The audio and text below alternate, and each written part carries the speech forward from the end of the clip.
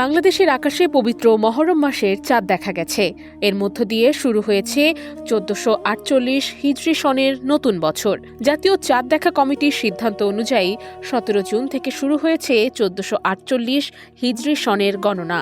সেই হিসেবে আগামী ২৬ জুন পালিত হবে পবিত্র আশুরা।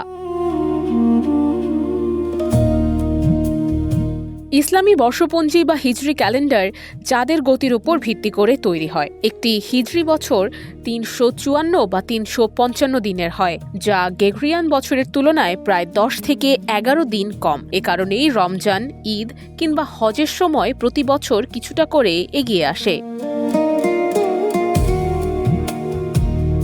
হিজরি সনের সূচনা জড়িয়ে আছে মহানবী হযরত মুহাম্মদ সাল্লাল্লাহু আলাইহি ওয়াসাল্লামের হিজরতের সঙ্গে। ৬২২ খ্রিস্টাব্দে তিনি মক্কা থেকে মদিনায় হিজরত করেন, যা ইসলামের ইতিহাসে একটি গুরুত্বপূর্ণ মোড় পরিবর্তনের ঘটনা। পরে দ্বিতীয় খলিফা হযরত উমর রাদিয়াল্লাহু তাআলা আনহু রাষ্ট্রীয় কাজের সুবিধার জন্য এই হিজরতকেই ইসলামী সনের সূচনা বিন্দু হিসেবে নির্ধারণ করেন। সেই থেকে এর নাম হয় হিজরি সন।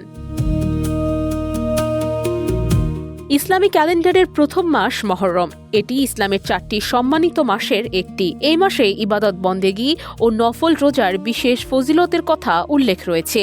বিশেষ করে ১০ মহরম বা আশুরার দিন মুসলিম বিশ্বের কাছে অত্যন্ত তাৎপর্যপূর্ণ। বিশ্বের বিভিন্ন দেশে ইসলামী নববর্ষ উপলক্ষে ধর্মীয় আলোচনা, কোরআন তেলাওয়াত, দোয়া মাহফিল ও হিজরতের শিক্ষা নিয়ে বিভিন্ন কর্মসূচি পালন করা হয়। নুসরাত অনন্যা, ডেস্ক রিপোর্ট, দৈনিক এদিন।